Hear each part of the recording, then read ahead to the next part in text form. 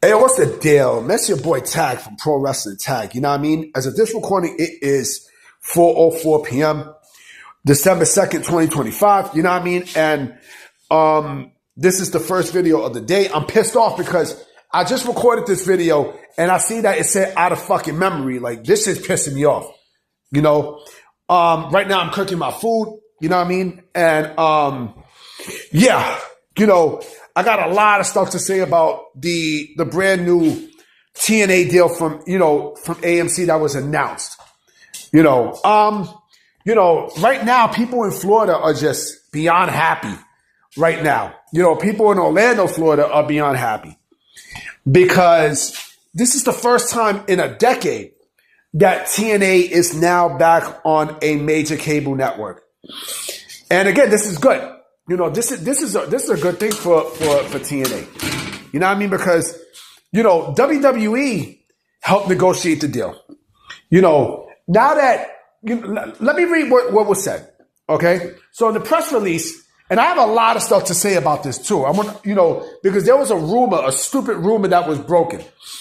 So AMC and TNA, AMC is premiering TNA on January 15th. With Thursday Night Impact, right? And it's a 2-hour special and such, and this is coming from Dallas, Texas. Now, there was a stupid rumor from somebody from PW Nexus stating that that the relationship between WWE and TNA was basically done, right? That after the signal of this deal, which is complete bullshit, because on the press release, even PW Insider said that the relationship is still going. It's like I said, it's a permanent thing. So I don't know where the fuck the dude from PW Nexus got that bullshit from. And PW Nexus, sometimes they hit and miss. You know what I mean? But they really missed on this one.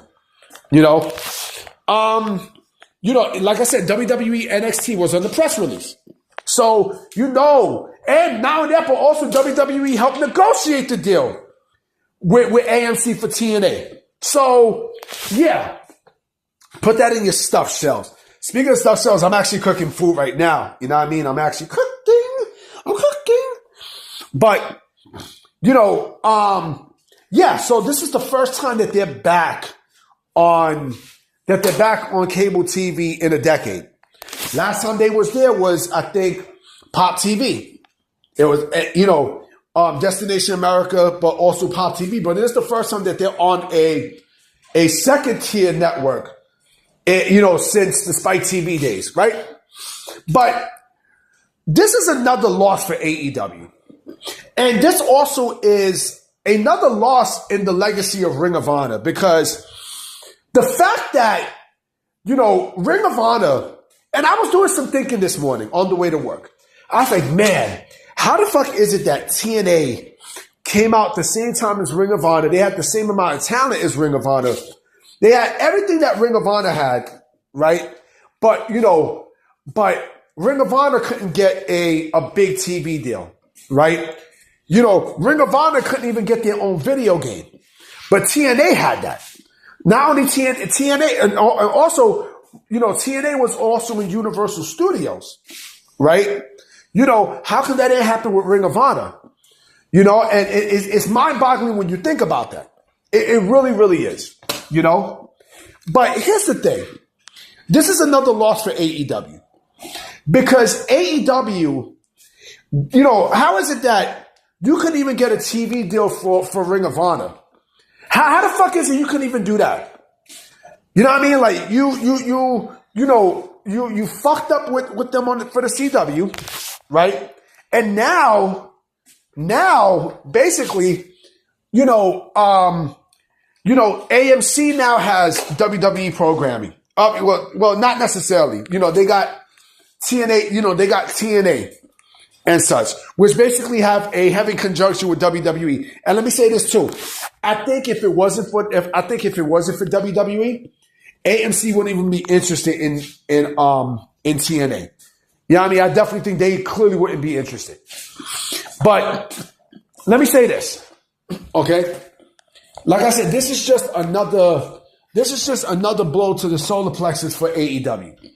Clearly. You know what I mean? Clearly, because, you know, I'm actually disappointed that it wasn't on Wednesday nights. I'm really disappointed because I think they would have done some great ratings and just fuck up AEW. Just get him, boy. But, you know, they're going to do more. Watch, they're going to do more they're going to do more numbers than fucking what's his face? The AEW. I guarantee you.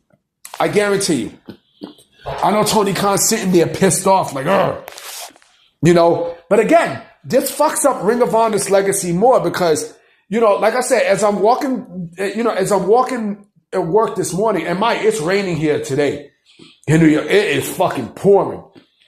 You know what I mean? They say it's going to be snow, but we'll see. But as I'm walking, I was thinking, I was like, yo, Ring of Honor's legacy is basically, it's been shot more and more and more. More and more and more. How do you like it? How do you like it? You know what I'm saying? And, you know, do I feel bad for Ring of Honor? The legacy, of course. But, you know, but if you also think about it, Ring of Honor and TNA are almost kind of like the same, except TNA had more resources. You know, they almost had the same wrestlers and everything else. You know, the same legacy. Legit the same. Legit the exact same. But, you know, TNA just had more stuff. But, again, there's another blow for AEW because when AEW's deal is up in 2027, right, we're going to see, you know, who really picks up AEW. Again, this is just another channel that basically just boxed in AEW. You know, where the fuck is AEW going to go? That's the question that you have to ask yourself. What the fuck is going to happen with All Elite Wrestling when their TV deal come up and Warner Bros. Discovery don't even pick them up? And speaking about that, you know, Netflix is all of a sudden the front runner for AEW. For Warner Bros. Discovery. So yeah, AEW, you might as well just stick a fork in these motherfuckers. You know what I mean? But anyway, guys, I'm about to be out. You know what I mean? I'm about to let me go. You know, continue to cook the rest of our food. I'm gonna holler at y'all later. Peace.